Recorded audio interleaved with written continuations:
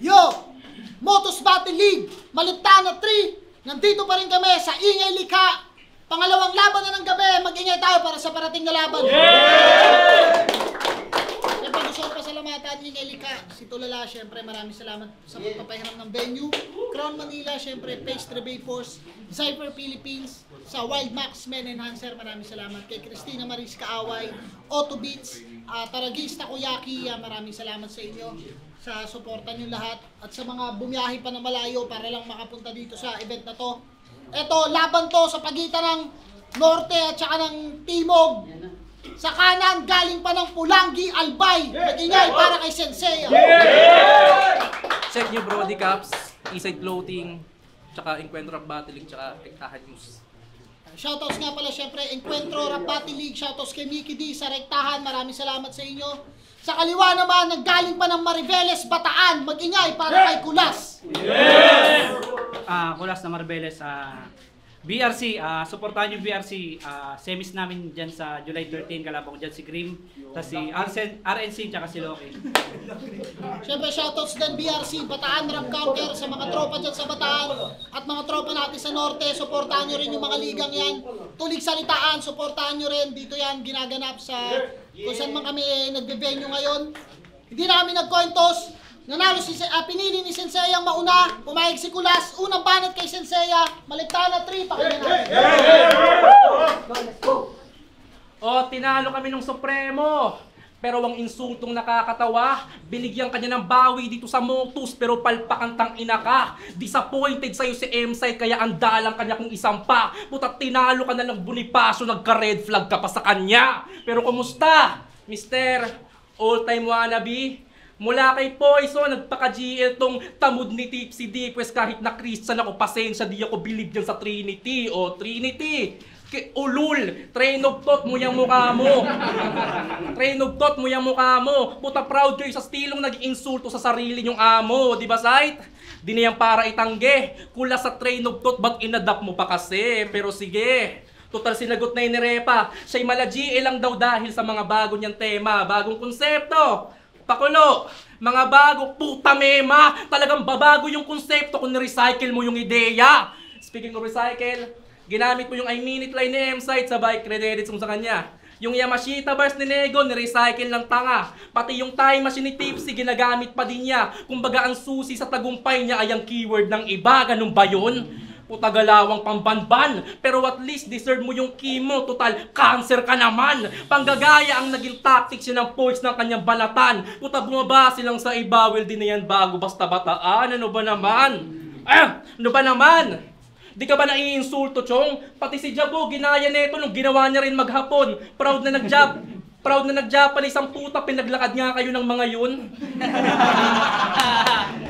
Ulul, wag mo akong yayabangan ng translated na pagja-Japanese mo. Kasi ako di man ako Hapon, tulibang klase pa rin lahi ko. Ano kung di man ako Hapon, mahahapon naman sa akin to. Kasi ano bang bago papakita mo sa amin? Bukod sa idadamay mo sila Atom sa tikukumpara mo sa akin. O baka mag-i-spit ka gamit dialekto namin, o baka magchuchoka na lang dahil na-predict ko yung angle, ano? Kung sa bagay, gets na yan. Ba't ko pa ipipredict kung wala naman talagang aasahan dyan? Kasi real talk lang. Tamod ka ni Atom at Antonym. Yung mga presence yung nasa stage, pero yung mga punto nag-hide and seek, puro kayo, galaxies, science! Mga bara na pang overthink, putalipanan na yung mga tulad yun ng mga Google specialist, mga tanga. Pare-pareho lang kayo. O walang damay pero rekta pa rin yung tirang binato. Kasi yung kasiraan nila sa battle ay applicable sa'yo. Kasi tanginan to, lahat ng battles ang boring. Kung naging hayop ka lang hayop ka, di ka pwede maging dolphin. Kung pwede maging dolphin, ikaw yung tipo ng kainuman na nakaka-OP. Napakahirap mo intindihin na parang Nozomi. Kasi real shit. Nakakatanga ka. Sa mga battles mo si Kenji, doon ko lang nakitang dinakanganga. Di ka kinakagat sa Motus kasi ang cringe mo magprepara. Di ka mayaman sa kaalaman, sadyang rich ka lang talaga. Kaya sige na, ikaw na tumira. Pakita mong mali ako. Ilabas mo na yung bago na kulas. Yung bago na bano. Patunayan mong deserve mo pa rin yung spot na dala mo. But if you can still be rich kulas, last call mo na to. At last, di ba last battle mo si Jabo? Naku, mali ka dyan, Mangmang. Kasi yung huling laban mo sa ligang to'y nagaganap pa lang. Ay, unang banat!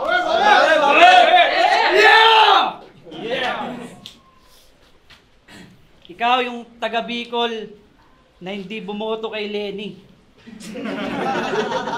Nung dahil sa ginto, napanood mo sa TikTok. Traitor ka. Pues, Gold Bars Game! Christian, aka Sensaya, ang self-proclaimed rap messiah ng Bicol, na encounter sa Ligang Encuentro, binigyan lang ni M-Site ng salvation. At ngayon, dinala sa Promised Land para binyagan na nga rin. Pero mas mukha kang inakay ng kapwa mo, Christian, para rapture ang danasin. Para rapture ang danasin. Kaya, putang ina mo, nawala ka agad sa rapture, oh. Iba naman yan! Game! Ano nga pala yung dulo nun? Para rapture ang danasin, kaya sa langit ito babiyahe. Pinabilis yung termination. Oo, umpisa pa lang, katapusan na yung mensahe. Nasa Genesis yung Revelation. At ang Revelation, sa liga nila merong Lord Christ versus Christy. Yun ang banal na balagtasan. At ang propeta dun sa liga si Katana. Di ba nakakapunyeta yung eksena nung tema walang ya? Mga malarapido ang ginagamit si Kristo para makabenta sa madla.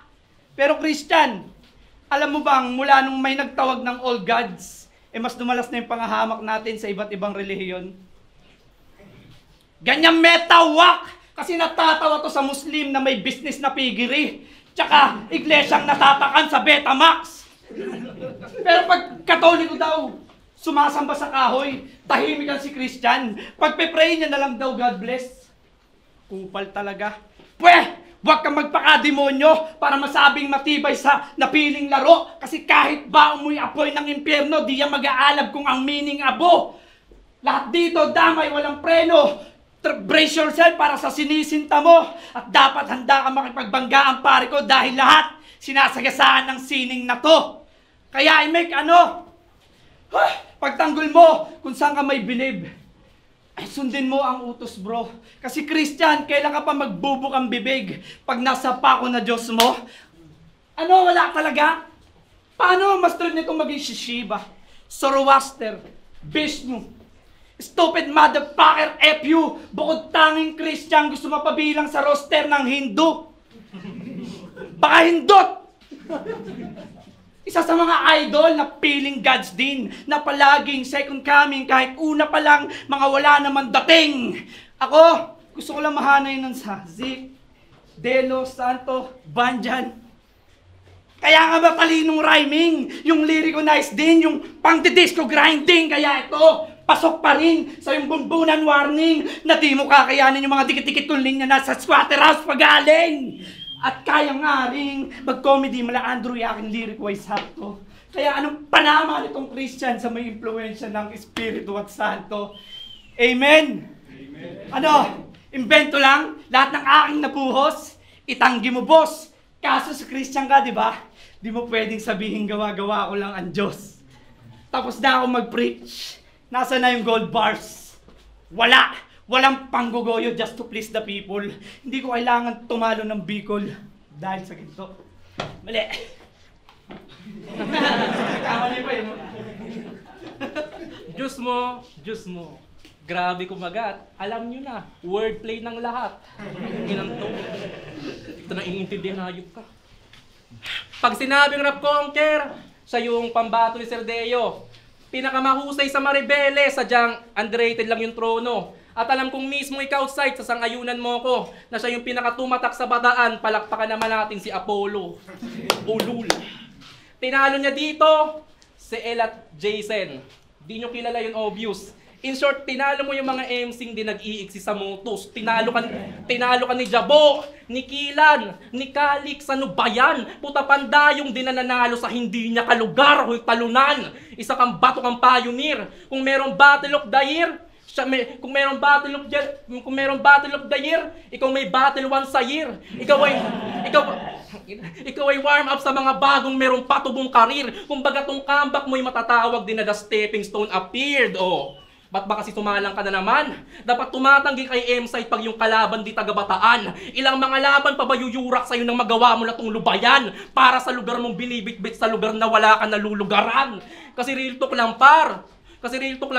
Kahihiyang ka sa kanila. Kulas ng Bataan, tanong anong pakiramdam na. Yung ipinangalan mo'y di malamang ipinangalanda ka ng iba. Kasi speaking of pangalan niya, nilaro niya yung kulas sa cool ass. Pwetang ina mo. Ibang klase ka mag-nameplay no, insulto sa'yo. Tang inang to, tas tingin yung technical na yung ganyan, yung effective lang naman dito'y pandidistract niyan, laging sumasabat, umiiling, oo puro foul yan, hindi ka technical, huy may madayang technical lang. Kasi kupal, oo puro kakupalan lang tong animal. Sa laban yan kay Osi-Sosi, sa panggugulang todo bigay. Puta nagyayabang ng run dun sa kalaban niyang pilay. Real shit, search yung Osi-Sosi versus Kulas. Nakasaklay yung kalaban niya ron mga pare. Oo, tinapat na sa nakasaklay, di pa rin marunong bumalanse. Kasi grabe, nananalo lang sa mga newbie. Puta achievements pa yun par. Pues ako naman yung rookie na sa mga Thunders manunupalpal. Kung tingin mo babata mo ko dito, pues mali ka dyan hunghang. Walang palag kung nanggugulang sa nanggugulantang. Kasi ikaw, para sa akin di ka banta. Magiging threat ka lang kapag ka nasa Nobilus ka na. Kaya para magyabang ng run, abay nakakatawa na. Sa gantong distansya lang kita tinatanong, bak nasaan ka na ba? Tang ina! Kasi magti 3 years ka na sa ligang, halos di pa rin mapansin. Yung mga drive mo lang pa-venue ang mayayabang mo narating. Inugatan ka na sa motos, sa mga bago lang hinambing, pinagdidikit ka na sa unknown pero nung namer ka pa rin. Samantalang ako, ganun din. Pero ang pinagkaiba, sa hanay ng mga nang-bodybag sa'yo, ako yung kikilalaan ng pinaka. Kaya ano, puro bayabang mga naririnig nyo? Pues pasensya kung hindi niya deserve creativity ko. Wala nang sasakit sa punto nagpigil ako sa gabing to para lang lumibel sa basic na ini-spit mo. Kasi puro lang to. Ako si Ant-Man, ako si Thanos. Kaumay na as in. Ako di ako nagsiselfie bars about Marvel, sapat na malaloki kung dating. Kaya aning, di kasi Thanos kung di mo kayang mayanig. At kahit pilitin maging Ant-Man, you're just nothing but a pest. At last, kung puro pa rin reference about comics ang ibabalat sa akin yan, it means ang matalo niya ako sa labang tuway kat ang isip lang. Bahala na. Tapos ka na. Comics pala. Comics pala eh.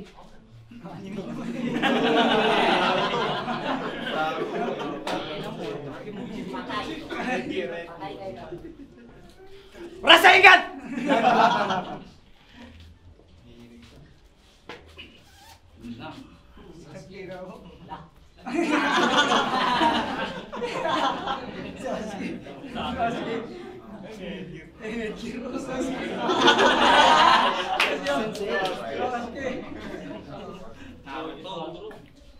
Sight, salamat sa pagsamon. Ang cosplay ay isang sining na pwedeng i-incorporate daw sa isa pang sining na battle rap. Diba?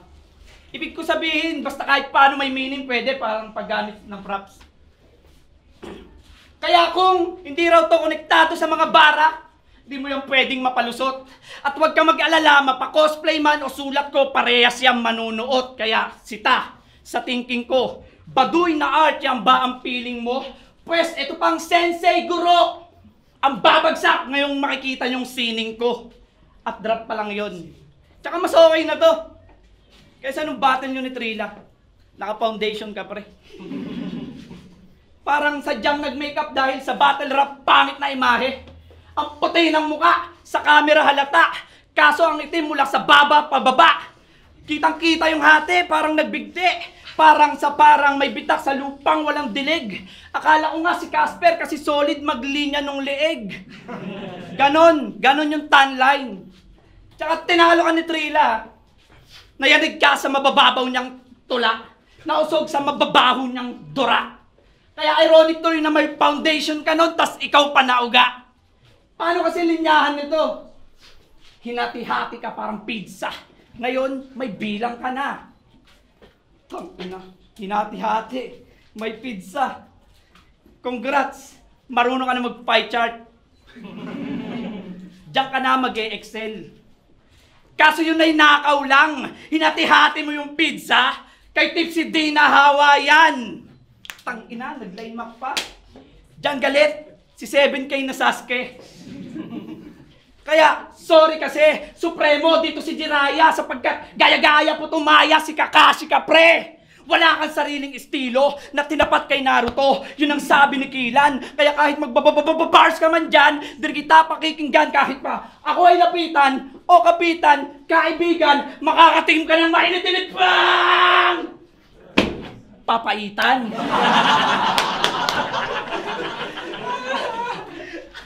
Atake unpredictable! Kaya nga sumasaga sa kada round na para bang si Choji. May ideya ni Shikamaru pag umanggil Neji. Pag luminya parang say buhay malabong mabura. Agresibo, malaki ba? Punchline ko ay Sakura! Eh yung sayo! Lumang linya at estilo gaya ng karaniwan. Rima ng liriko kaya ng karamihan. Tapos ikaw, pinakamagaling sa Bicol. Eh minsan lang magkasense yung mga common mo na linya. Talagang nangangarap to. Kasi paano ka naman naging higit sa iba? Kung ganyan lang mga banat mo. Putang ina, higit! Banat! Stretch, no? Kasi stretching lang kita, kabayan. Warm up ng di mo na malayan. Kasi sa susunod na buwan, semis, pakikipagsabayan pa ako ng sibak dun sa pala-call out na si Kamatayan. Kaya Grim, relax. Pagtapos nito, magsusulat na ako, G. At kung bakit talaga ako nag-costume, pag-usapan natin sa round 3. Oh! Nag-aantay ka pa rin ng gold bars? Gising! Ika'y nasa Pinas! Yung hinahanap mong ginto, naging presyo na ng bigas! Ay na ito ang tanga. Predict na nga kita sa pag-anime mo. Binuong rounds mo pa talaga. Yaw!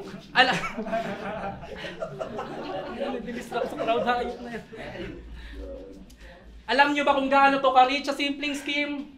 Umaabot pa yan ng Ilocos para lang sa punchline na ding-ding. Dang! Kesa pagkain daw yung galing sa Ilocos. Di ba grabe ka kaiba? Tang inang to, ginagawang punchline yung pasalubong ng tita niya. Tang inang to yung tita siya sa... Pag ako nag-punchline ng pagkain, mag-iinit ka sa hibla. Talagang sa ini-express nitong Bicol tol, makakatikim ka. Tapos sabi niya pa, buong rounds mo about sa bilog, iisang circle pa kayo niyan. Di naman sa pagiging bitter, pero same lang yun nung linyang walang iwanan hanggang bumilog, ganun ang circle, ano? Di ba nice din? Palakpakan naman natin si Kulas G, tang inang to. Lol, di na kailangan pa ng proof, alam kung gets nyo naman din. Nangungopia to sa class niya ng gusto ko palabasin. Tapos sabi niya rin, ulul, fuck that line marking yan ay sayang lang sa oras. Kasi kung pupunahin ko mga mali mo abutin tayo ng bukas, kaya change topic. Nilait mo si Calix kasi sa online na nagkampiyon. Ang nakakatanga lang, kasali ka rin sa tournament na yun. Tapos titulo ni Kilan, question. Medyo umu-awkward ka na gago. Di naman klise yung angulo mo, sadyang insecure ka lang masyado. Pero kung sa bagay, ano bang bago? Eh di ba ugali na yun na pangmasa? Basta inggitero maninira talaga ng mga bagay na wala siya. Pero huwag kayo tumawa. Kasi magcha-champion na yun sa Bataan. Sheesh! This upcoming July 13. Congrats naman natin, papasok na ng finals. Yung kalaban niyang si Grim. Tanga ka? Tingin mo aabot ka pa sa Grim na kumali ka ng kutob. Punchline ko ang magdadala sa'yo sa impyerno, di mo na kailangan pa ng sundo. Yung pagiging finalist mo kay Sir Deo, wag mo na iyabang pa Diyos ko. Madali lang umabante sa isang liga kung ang puhunan tamod mo. Ano? Di ka sinutyo pa ni Sir Deo? Iyan nga yung kinaingitan sa'yo ni Calix. Ang aangas-angas yung sa battle, pumapatol kayo sa rabbit. Kay rabbit? Diba? Walang panalo kahit corny pa binubog ako, kahit turuan pa ng Sir Dio Obrato. Ano? Yan ang kaibahan natin. Ako ginamit ko yung bakla mo para makabuo ng angle. Ikaw ginamit mo na yung bakla mo na pasubo ka pa sa akin. Kasi mapabattle, rapat music, alam mo hindi ka papantay. Pag nasa ulo mo yung mga tracks ko, doon ka lang sa akin makakasabay. Kasi usapang music lang, patay. Kasi offbeat ang lintik. Kumasayan sa 44 rap challenge, tapos pinahirapan niya yung beat. Kasi yung melody, oh. Kasi yung melody, oh. Tinatamad na tayo, pumasok sa trabaho. Namupo, kinang ina mo! Huwag kang gagawa ng track pag may pabasa sa inyo. Ang ina 44 bars challenge, tapos pabasa yung tono, ang tuta. Inyo. Ganito yung mga rapper na nagtatago ka pa. Ganito yung mga rapper na di pwede sa mga rap song at open mic. Isa pang lapat mo sa 44, kakaltukan kita ng 45. Yang pitch mo hindi babagay tol sa kahit anumang music type. Kainis kasi yung tono at ang melody mo super fly. Yeah! Mula sa line marking, gay shit angle, wak ng music at iba pa. Tinuring mo kung underdog kaya dinog show lang kita. Ah! Ay, David Baras, wala. Tangina, mukha akong nauto. Sa costume na tigo 150. Na-distract daw siya sa pagpapalit ko ng anyo. Ang tawag doon, kawarimi. Kaya round 3 game! Round 1, puro Christian. Round 2, nag-Naruto. Nakuha ba yung ideya ng concept? Nasa round 1, merong Christian. Nasa round 2, merong Naruto. O, di ba walang connect? Ulol! Papapapak! Tamod ni GL! Pak! Tamod ni GL! Anong akala mo? Meron na naman akong concept from 1 to 3 at mga pilit na wordplay. Gagi! Gusto lang kitang kengkoyin at matupad dito. Pangarap ko mag-cosplay! Kasi sino ka ba? Sino ka? Kampiyon ng enkwentro? Eh nung finals nyo nga, mga bulok naman kayo. Sa vocabs, kulang din. Parang palitan ng mga di masabing nakaw kasi dati nang sulatin. Mga lumang barang walang may-ari kasi walang gustong umangkin. Boring. Boring ka na kampiyon. Napanood mo ba yung Apollo versus Uno sa finals ng BRC? Ganon. Layered yung writing. Intricate yung rhyming. Talagang malaki ko kasi yung matching my flame. Yung sa inyo, paulit-ulit na sigaw, bargain! But no VAR has gained. Nag-champion ka sa game na ang standard ay lame. Kaya kung ikaw tol, natira nun sa table, ikaw yung Pinoy piece of shame. Ano, niyabang ko si Apollo? Kasi pagiging kampiyon di ko nagawang gawin. Tanga! Gusto ko lang sabihin na yung finals nyo, elimination lang sa amin. Real talk yan. Tsaka binanggit ko lang si Apollo para maalala niyo yung pagkamuhi niya nung tinuta siya ni Atoms na bully siya doon. Pero Polog Bataan sa kamay ng Bicol, di mauulit ngayon dahil history will not repeat itself parang nanonood ng porn. Borado! Oh, tila aalma. Sige, usap si Mickey D at Deo. Set nilang dalawa. BRC versus Encuentro. G! Tignan natin kung papalag mga yan. Kasi game kami. Basta yung venue sa Bataan. Layo nyo eh. Malayo kayo, gagi. Halfway. Tas sama mo ulit si Trila. Yung pinagkakalat mo dito na dumaya sa'yo. Issue kasi talo. Talagang na-depress to man. Wala daw puntos sa pagbara, ba't daw iniskuran. Christian, no good yan. Kung galit ka dahil naluto ka sa Bicol, wala nang siraan, express mo lang. Tsaka, dinaya talaga daw siya ni Trila. Pero yung sabi niya kay Supremo, si Third ay madramang Bisaya. Isa pa, si Third ay madramang Bisaya. Simpleng call out kay Third D. O di ba dapat kay Trila kang umangangaw, hindi kay Third? You're barking at the wrong tree! Nakikisakay sa hype para suporta sa linyang pambato. Ang lagi drama mo, ano? Ginagamit mo yung tree sa atake? Sino ka ngayon, Sensei? Si Yamato? Talagang tinitira na sa tuktok ng pedestal. Hindi niya kasi makuha. Ganyan talaga yung mga di marunong umakyat, namamato ng bunga. Walang kadala-dala. Pinainan ng puno yung bunga kinagatan. Sa pag-aakalang magiging madunong yung Christian, nagkasala na naman. Speaking ng kasalanan, haba. Speaking ng kasalanan, may kanta to. Pamagat, abortion. Patay. Talagang talo sa beat. Di pasok sa binary. Title pa lang na abortion, pilit na yung delivery. Kaya nga, tinalo din ito ni Supremo, tinadyakan kawawa, dinagpasan sa gasa, binagsakan ng bara, binalipag hanggang bumaliktad tong si abortion. Ikaw nilaglag ng bata. O, pinatay ka na. Una ni Trila, pinangalawahan ni Supremo. na-crucify tong traidor. Pero sa pangatlong araw, mabubuhay daw yung Christian na sensei. Kaso nag-Naruto, you won't be born again. Wala kang Edo Tensei. Kaya ibabaon! Halika bro, nandinayo mo ang ligan to. Yun naman aking pagkakamali nako dahil kabisado ko ang underground lalo't galing sa mina to. Ngayon ang tanong, Christian! Kailangan mo pa ba ng ginto? Kung peking anyo yung nais mong masipat.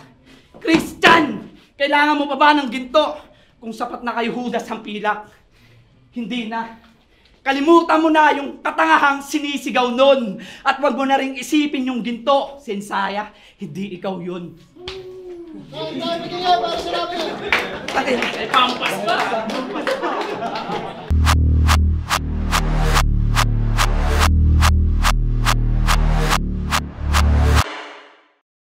Yo, Motos Battle League, Maliptana 3. Magiging pa kayo isang beses para sa laban na yun. Siyempre, shoutout sa kanilang dalawa na bumiyahe pa ng sobrang layo para lang sa araw na to. At yun, ibang klaseng dedikasyon yun para sa mga gusto nilang mangyari sa ginagawa nila. Kaya, pero salamat din sa Ingay Likha, siyempre kay Tulala, maraming salamat sa pagpapahiram ng venue. Pero ang boto ng Urado, 2-1. Pag-ingay, para kay Senseiya. Shoutout sa Shoutout sa kasama ko si Jais A, tsaka sila Tom Signos, kay John Christopher Saunara, tsaka sa Motus. Salamat Motus. Congrats kay Sensaya. Shoutout sa mga kasama ko dyan sa PED.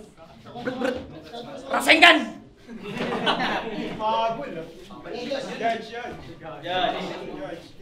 Yun, integer nga pala, shoutout Manifesto, Poetic Mafia, tsaka Triangulo, Sokulas versus Sensaya. Round 1, malakas, sobrang lakas ng style, hybrid jokes and bars ni Senseiya. Tapos, binigyan ko siya ng 12 points. Tapos, dito naman kay Kulas, medyo mahaba yung setups niya, though mas aggressive yung delivery niya. Kaya, nakakuha siya ng 9 points para sa akin. Yung mga points na yun, yung mga sobrang lalakas na linya, creative.